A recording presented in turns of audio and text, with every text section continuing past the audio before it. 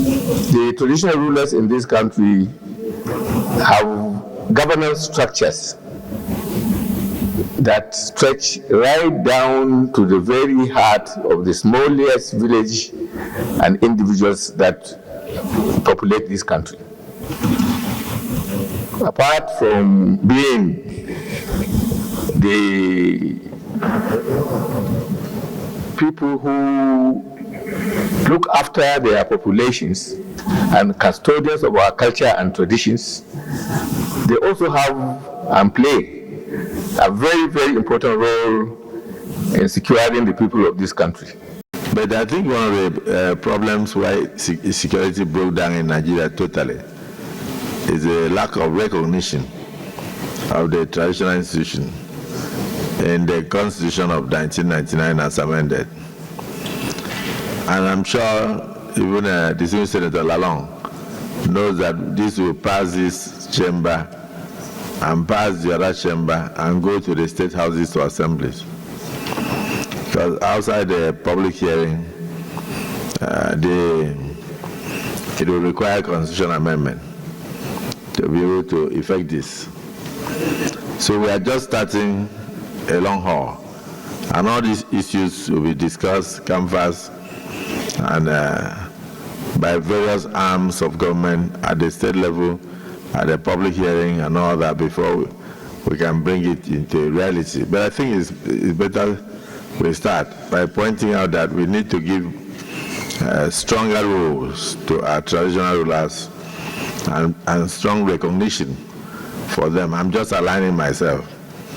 But let me put the question. Those in support that this bill be read a second time say aye. Those against say nay. The ayes have it. Historically and trajectorily, you remember before 1648 or the key of the Westphalia Act, the Peace of Westphalia, where the state got authority, who was in charge? Traditional rulers. From the Pope, the Excellency President, you are even aware of the civil war in England. What led to the civil war where tens of millions of people were killed? Conflict of authority between the Pope and the traditional rulers. The King of Scotland said there is nobody to exert authority over the state of Scotland except himself. But this popular authority of the kings were lost in 1648 when we have the sovereignty of the Westphalia Act. Colleagues, it is my conviction that even in these contemporary times, traditional rulers play a key role in the non-kinetic approach of the efforts by government at all levels to tackle our security challenges because they are ingrained in the fabrics of our societies.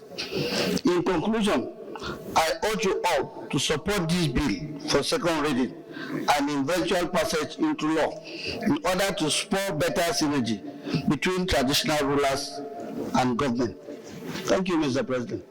Distinguished, I certainly support it wholeheartedly.